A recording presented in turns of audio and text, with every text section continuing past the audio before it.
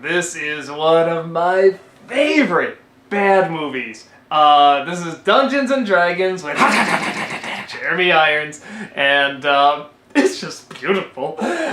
This is one of the few movies, this was during the phase when it was like late high school, early college, where we kind of got into watching bad movies. I think like Mystery Science Theater kind of rubbed off on us, and it's like, let's check these out.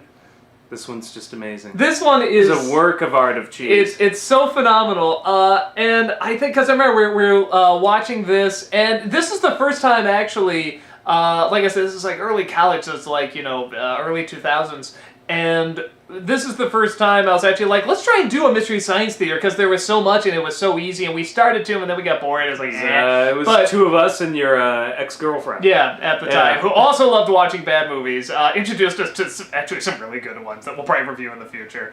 But I know which one you're you know what I'm talking about. That's gonna be fun. Happy Valentine's Day. But what it's gonna be is, or no, not what it's gonna be. What it was is that we were watching, we started making notes, and we kind of got bored. It's like, we got maybe like 10 minutes into the film, we were just like, let's do something else. But then a lot of those jokes made it back into when we actually did the review, so it was kind of like preparation for it. Actually, it was really surreal to do that. Like some jokes didn't hold up, like, Nicole Smith, that's not really relevant anymore. Yeah, the first time we did it, it was just like a fun, we were doing it as a hobby. It was weird to do it again professional. Yeah, right? Yeah, so I don't think any of us thought that in a few years we'd be doing it professionally. So it was weird to look back on that and be like, But that was one I kept saying to myself, one of these days, I'm going to get to this movie because this movie is so much fun. And I guess we should... I never really played Dungeons and Dragons. I've never been to... What have you? I had friends who did D&D. Oh, we've all had friends. I've seen a few games. I've never played them myself. It's something where if you do, fine, and I really don't like it. Oh, you nerdy person! Why don't you go outside? Why don't you? I have no problem. If this is your thing, I think Dungeons and Dragons is cool. I have no problem. I have no problem with the idea. The movie, on the other hand, well, yeah, no. And from what I see, I mean, it looks like this very kind of creative outlet. It's like it's a game, but it also has like you can sort of create your own characters and where it goes and stuff like that. So it's a neat idea. It's just not my thing. But we didn't really know that much going into Dungeons and Dragons the movie. We thought maybe it'll explain a little bit. It clearly didn't. Well, Dungeons and Dragons is so huge. I mean, it's been around for so many decades, and there's so many different campaigns and stuff. It's really, there's no real comparison. You can't say it's like Lord of the Rings. I mean, obviously it owes something. It's sort of its own thing, yeah. Yeah, it just is so massive. It's like it's like doing a Doctor Who movie, but which Doctor Who are you even doing? Which character are you picking? Where in the timeline does it? It's like been going on for so long that you would have to just sort of pick one. So I don't know if it even helps to know Dungeons and Dragons to try to watch this movie. Yeah, no, that's I don't think it helps at all. I don't think it doesn't add anything. If anything, it probably takes away if you do know anything about Dungeons if you do know it, then you're just like, what the fuck is this? Because I heard on a little bit of the commentary, which I did listen to a little bit, because I just had to know. I had to know what they thought of this movie, and they seem okay with it. They seem fine with it. Yeah, there's at some point like that weird one-eye snake Medusa head thing that's in there for like a second. They're like, hey, we got that in there. Like, I guess that's a Dungeons and Dragons thing or something, but like... I'm sure there's creatures and stuff. Yeah, outside of that, not much. Definitely not much. I'm not sure that the original campaigns had Wayne's brothers in it. No. I don't remember the mythical Waynes that you encountered that you have to roll against. That would be a very terrifying enemy. Maybe that was a version my friends didn't have. I don't know, but...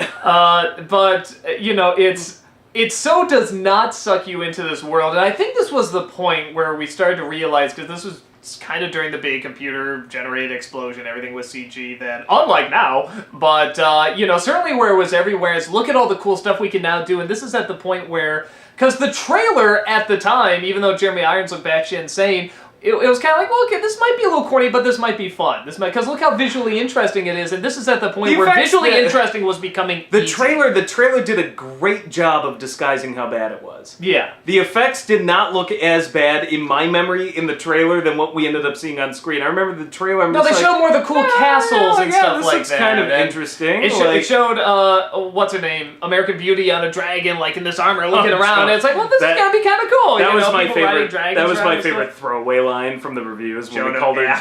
No, Joan of Larp. Oh yeah, that's what I call her. And so it like, but then you see like the Wayans in there and stuff. It's like, okay, well, this is one probably of these gonna be things a little is not stupid, like but, the other. Who knows? I mean, okay, they have a Wayans in there, but maybe they'll pull off something kind of fun, kind of cheesy, but kind of fun. And is that the dude from Sliders? And it would have been nice to have John Rhys Davies as the dwarf in this. Although I'm not convinced we kind of did. But you want to know what the sad thing is? Whenever I remember this movie, I put John Rhys Davies so do I! in there. So do I! I keep forgetting he's not in the movie as the dwarf. I just assume it's him. There's some sort of horrible dwarf prejudice that is alive and well, either in films or just with us, because I just always think of John Rhys Davies, and that's just kind of the archetype I think everybody does. I think the other thing is, that is the dude from Sliders, right? If not, it sure looks like him. I always kept watching this and I always... No, I don't think it is. It isn't? Who is that guy then? I don't know. I'm not gonna act like I know. We should just pause it and come back. Yeah, well, Pause it. No. Yes. No. I want to find out who this is. No, it doesn't my matter. phone on me. The comments will come back. What joke were you gonna make anyway? I was just gonna say this film always for some reason reminded me of Sliders because I thought the guy in it looked like the guy from Sliders, and John Rhys Davies was also in Sliders. Yeah, that might be the connection. That also makes me and now like the entire internet is gonna be like, none of those things go together. How dare you? And I'm just like, I said, I think, I thought, I'm not up on my early 2000s, late 90s. This is late 90s, right? Yeah, no, But it does have the Time Warp guy, who's also from Dark City, in it, in a very pointless scene, this cameo. Oh yeah, Riff Raff's totally in this. Yeah. And Tom Baker. Yeah, that's right. Yeah. That fast cameo. Doctor Who. We went full circle. No, that was good because I don't watch Doctor Who, and when you saw that was Tom Baker, like you saw the review, it's like, you better fucking put a Doctor Who joke in there. They will crucify you. No, I completely forgot he was in it, and then when I saw him, I was like. I was like, really? I forgot he was in this movie. Yeah, so, no, and that's one of the jokes that people like the most in the review. Wasted role. Yeah, I forget. But okay, we're talking all this stuff about this movie, and it's not a good movie, but it's so beautifully not good, and we're just overlooking the best part, which is Jeremy Irons clearly not giving a shit. I was gonna say the guy with the Smurf blood-stained lips, but he's pretty good too. Do not cross me on this. Jeremy Irons, I don't know what he's doing in this movie, but it's phenomenally amazing. No, I'll tell you, I think I know what he is doing, and this is why it creeps me out. He's making every single thing sexual. The most innocuous things. He could be sitting there just watching a battle. I don't know if I want that face looking at me while sex is going somehow on. he's orgasming. He's like, and when he comes up behind that guy, and he's like, ooh. But what about the shelling and yelling? I mean, it's like you were saying, I'm orgasming! Oh, that's his O face, dude. That's his O face? Yeah. I'm telling you, man. This is just clearly a time where he's like, I get a feeling like he came into auditions and he saw that, like, the directors clearly were not going to direct him, maybe, or I don't know. Or maybe they just told him, go batshit insane, I don't know. Because on the commentary, like, he's so good, man. Just exactly what you're looking for. So, but you just know he's like, I am going to have fun with this. This is going to be a joy. I know exactly what happened. He took one look at the sets, one look at the fact that there's a Wayans brother in this movie, one look at, the props and the other actors. They're not going to say no to me. Yeah, and he literally is just like, oh, it's one of those movies.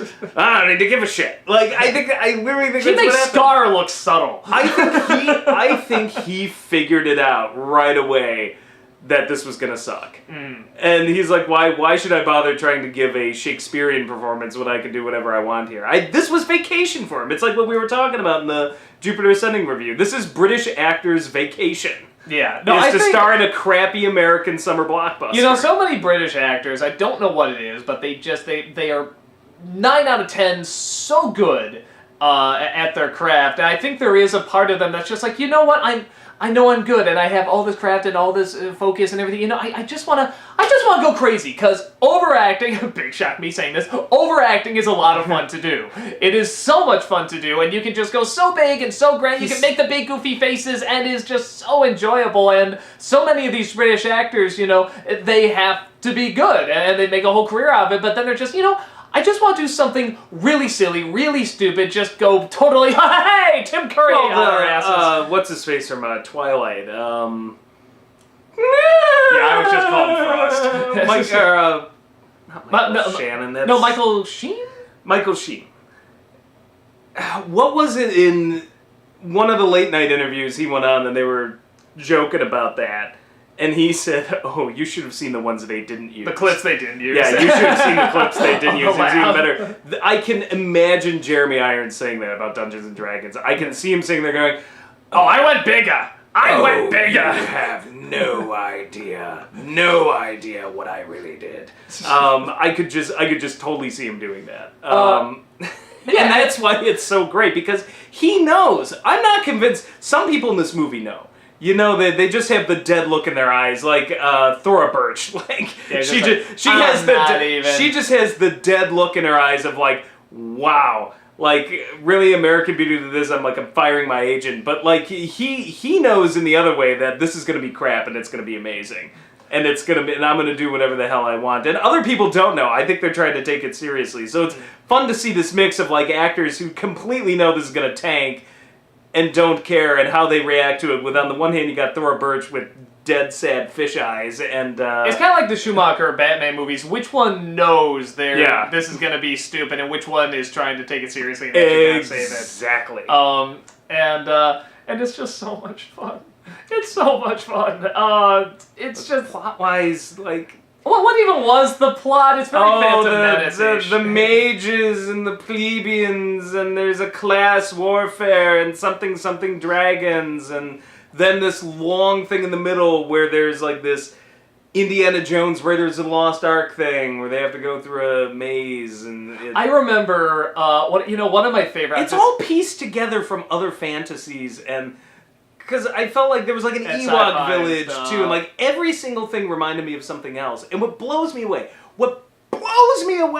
is this was a New Line Cinema film released not too far apart. I forget which came first from Lord of the Rings. And I'm like, so that means that while they were filming Dungeons and Dragons, somewhere else Peter Jackson was filming Fellowship of the Ring. You know what this movie is? This movie is the and leftover. That just fascinates This me. movie is the leftover CG and makeup from the Lord of the Rings movies. It's like, we're really trying to. We got this stuff. Go make a Dungeons and Dragons movie. Even the music is just like this giant ripoff of like John Williams. It's like, I swear to God, when the bad guys march in, it's like the Imperial March. One of my favorite movie memories, honestly, connects with this film. Is when we first sat down to watch it, and we're just seeing so much batshit craziness thrown at us, and at some point, you just lost it.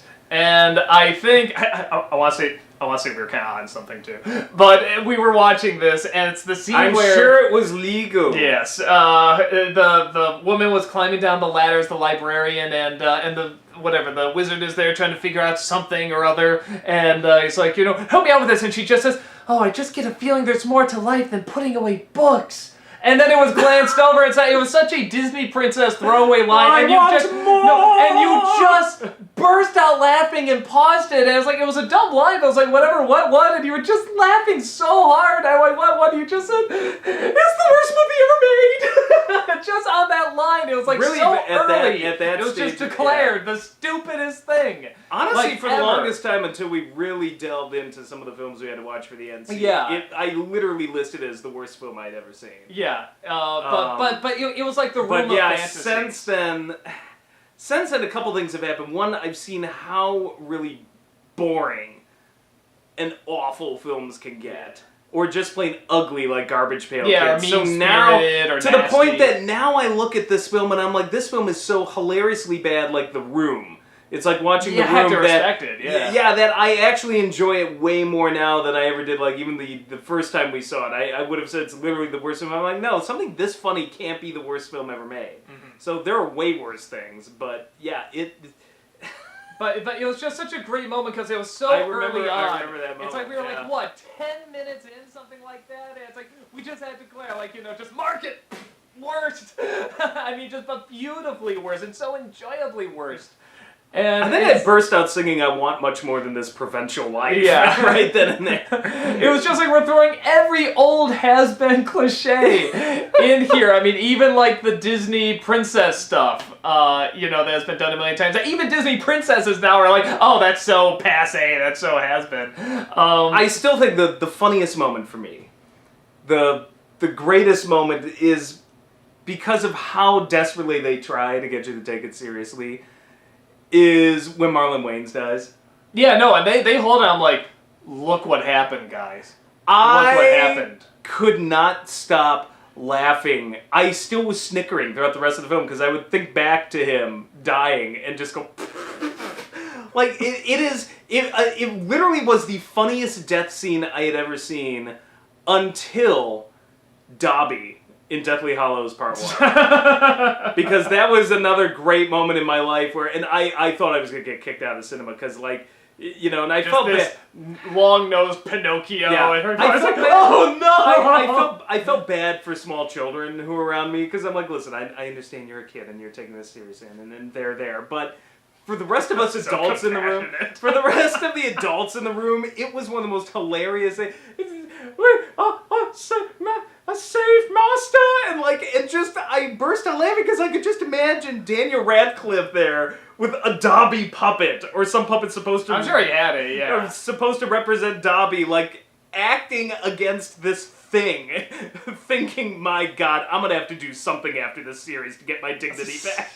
It's one of those few times where it's like the effects were actually really good in that scene, and it actually hurt it because Dobby's design is so awful. It's an awful design, and we just see it looks really realistic, this little Pinocchio pointy nose. Don't make me try to feel sorry for Dobby. Can you imagine if they tried to do a death scene with Jar Jar Binks like that? Yeah, no, that's exactly what I would love it because I would just laugh my ass off. But it was the same concept, like, oh, now I have to feel sorry for Marlon Wayans. I'm like, oh, the sacrifice. Like, I couldn't do it. I was just laughing the whole way through. No, you know what, that's, we're just gonna alienate everybody here while we're doing it, but I'm gonna get some of the hate back to me. But in, the Black Cauldron, I don't think I'm giving anything really away here, but the Wilford Brimley let me interrupt you. Puppet Let me thing. just interrupt you for 1 second. I want to make this clear. I'm not talking about the book Dobby. I'm talking about the film version of Dobby. Oh, people will still have your head. I don't care. Me no likey the film version of Dobby. Oh, I don't like it not either, just but... little imp. No, but for me, that was done first in Black Cauldron with that sure little the book was gray better. Gollum. Remember that little gray, hairy Gollum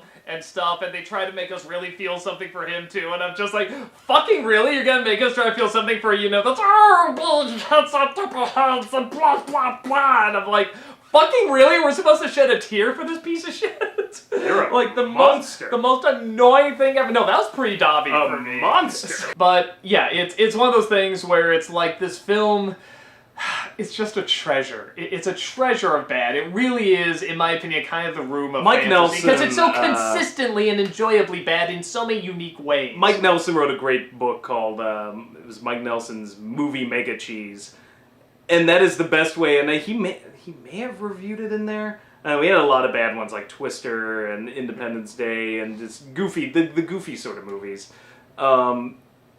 But that is the best way to describe this film. It is movie mega cheese. And if you like yummy, delicious movie mega cheese, like this is actually a film I'd recommend you watch. Yeah, no, I'm totally recommending this. Spectacularly bad on a hilarious scale that it deserves a little bit of respect. Yeah, this is one of those I could not, because a lot of times I'm nostalgic, right? Like, we could really like a bad movie, but I have to look angry and stuff. But with this one, I'm like, I can't do it. It just brings me too much pleasure. I have to talk about how enjoyable this film is. And it really is. It is just such an enjoyable film. Don't know what else we can really say about it. I think you can come to your own conclusion about it. Nothing else to say, but...